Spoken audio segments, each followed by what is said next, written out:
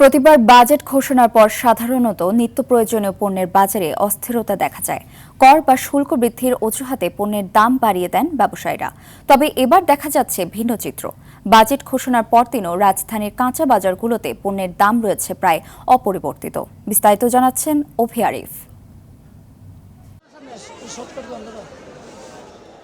রাজধানীর বিভিন্ন কাঁচা বাজারে নিত্য প্রয়োজনীয় পণ্যের দামে বড় কোনো পরিবর্তন নেই। জাতীয় সংসদের 2026-27 অর্থ বছরে বাজেট উপস্থাপনার পরও বাজারে দেখা যায়নি কোনো অস্থিরতা। সাধারণ মানুষের স্বস্তির কথা বিবেচনায় রেখে ধান, চাল, আলু, পেঁয়াজ, চিনি ও ভোজ্য তেল সহ প্রায় 60টি নিত্য প্রয়োজনীয় পণ্যের উপর উৎসের কর কমিয়ে 0.5% করার প্রস্তাব করা হয়েছে। ক্রেতারা বলছেন, সপ্তাহের ব্যবধানে পণ্যের দামে বড় কোনো পরিবর্তন না থাকলেও দাম বাড়ার আশঙ্কায় তারা উদ্বিগ্ন।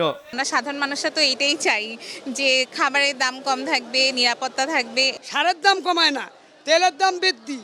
তেলের সরকার এসে ভালো কি কৃষকের পাশায় বাঁশ।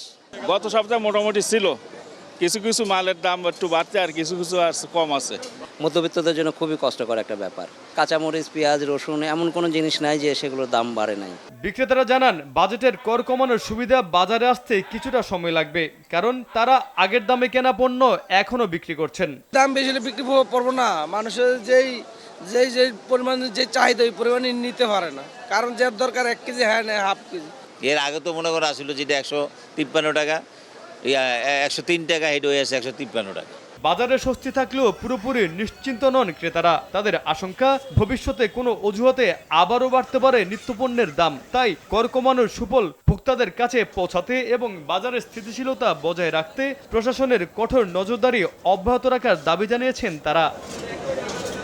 2026-27 অর্থ বছরের প্রস্তাবিত বাজেটকে ঘিরে সাধারণ মানুষের প্রত্যাশা একটাই, নিত্য প্রয়োজনীয় পণ্যের দাম যেন থাকে নাগালের মধ্যে।